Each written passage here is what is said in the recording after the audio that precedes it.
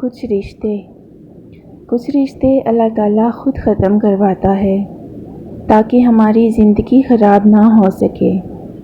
بے شک وہ جو کرتا ہے بہتر کرتا ہے۔ کسی کی بیٹی کو جب اپنے گھر لے آئیں تو یاد رکھیں کہ شادی کر کے ہی لائے ہیں، خرید کر نہیں کہ جیسا مرضی سلوک کیا جائے۔ وہ آپ کے اچھے سلوک اور عزت کی حقدار ہوتی ہے۔ اللہ کے آگے رونا، درد کتنا بھی ہو اللہ کے آگے رونے سے سکون میں بدل جاتا ہے۔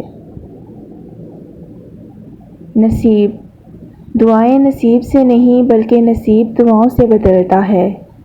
تم اتنے یقین سے مانگو کہ تمہارے یقین کے بعد کہانی معجزوں کی لکھی جائے۔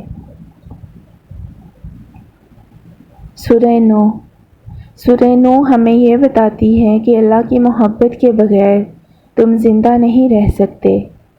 اللہ کا حکم سنو، اللہ سے ہدایت مانگو۔ اگر تم اللہ کی نافرمانی کرو گے تو اس کا عذاب سخت ہوگا۔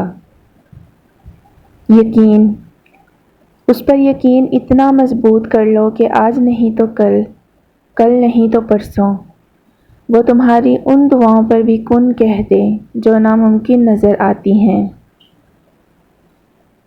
تقدیر، وہ بدلے گا تقدیر، وہ میرا بھی تو خدا ہے۔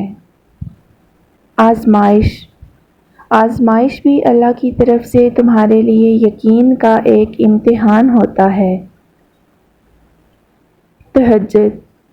تہجد بہت خوبصورت عبادت ہے، جہاں کچھ ملے نہ ملے لیکن رب ضرور مل جاتا ہے۔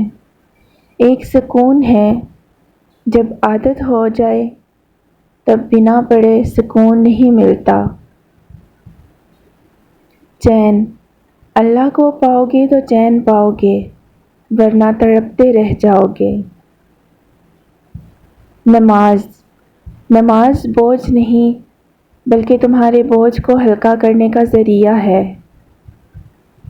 اللہ کی رضا، اور پھر میں نے لوگوں سے زیادہ اپنے اللہ کو راضی کرنا مناسب سمجھا۔ مانگو، اللہ سے مانگو، پھر مانگو، مانگتے رہو، وہ دے گا، وہی دے گا کیونکہ وہی دے سکتا ہے۔ حضرت علی نے فرمایا، جب دعا کرتے وقت تمہاری آنکھوں سے آنسو آنے لگیں تو سمجھ جانا کہ تمہاری دعا بارگاہ الہی میں قبول ہو چکی ہے۔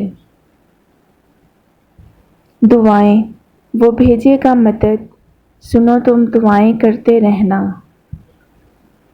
احسان، گناہ کے دوران موت نہ آنا اور گناہ کے بعد توبہ کی مہلت ملنا اللہ پاک کا ہم پر بہت بڑا احسان ہے۔